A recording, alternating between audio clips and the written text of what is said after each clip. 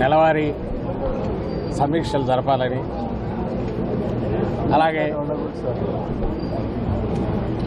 ప్రభుత్వ పరంగా ప్రకటించి అమలు చేస్తున్న వివిధ పథకాలు వాటిలో అమల్లో ఏమైనా చిన్న చిన్నవి ఉన్నా కూడా సరిదిద్దుకోవడానికి వీలుగా ఇటు ఎమ్మెల్యేలతో కానీ పార్టీ యంత్రాంగంతో కానీ పార్టీ సీనియర్ నాయకులతో చర్చలు జరిపే కార్యక్రమం అనేది నెలవారీగా జిల్లాలో జరిపే ప్రక్రియలో భాగంగా ఈ మధ్య చాలా కాలమైంది. కోవిడ్ వల్ల కొంత డిలే అయింది.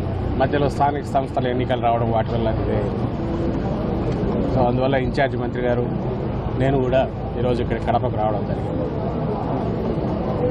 మా 2 ఏళ్ళు దాటిపోయాయి. ఎన్నికలు కూడా అన్నీ పూర్తి అయిపోయాయి. స్థానిక సంస్థల ఎన్నికలు కూడా ప్రజలు అంతకుముందు కంటే కూడా మరింత బ్రహ్మాండమైన ఆదరణతో మరోసారి జగన్మోహన్ రెడ్డి గారిని ఆశీర్వదించారు.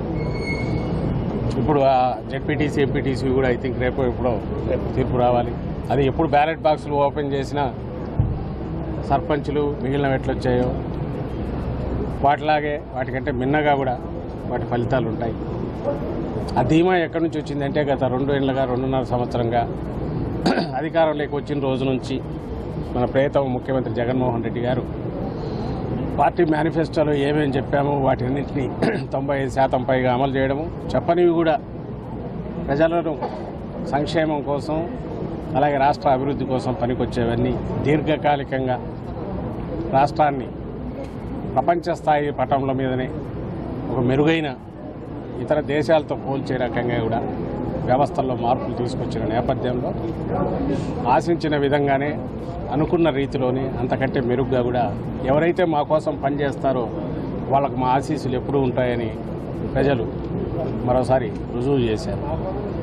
ఏ ప్రజల మీద అయితే ఆయన విశ్వాసం పెట్టుకున్నారు, ఏ ప్రజలనైతే ప్రాణం కంటే ఎక్కువ అభిమానిస్తారు, అందరినీ తమ ఇంట్లో ఆడపడుచుల్లాగానో తమ కుటుంబ సభ్యుల్లాగానో జగన్మోహన్ రెడ్డి గారు చూస్తారు. వాళ్ళ ఆశీస్సులు కూడా అలాగే మెండుగా ఉన్నాయనేది ఈ ఎన్నికల ఫలితాల్లో కూడా తెలిసే. సో ఇవి కూడా కొంత రివ్యూ చేసుకున్నాం. అలాగే పథకాల్లో ఎక్కడెక్కడన్నా వీటిలో ఉంటే వాటిని సరిదిద్దుకోవడం, పార్టీ పరంగా క్రియాశీలకంగా వీటిని ప్రజల్లోకి తీసుకెళ్ళి వాళ్ళు పూర్తిగా పేదలందరూ ఈ పథకాలను వాడుకునే రీతిలో వాళ్ళలో చైతన్యపరిచే కార్యక్రమం కూడా టేకప్ చేయాలని కూడా అనుకుంటున్నాం.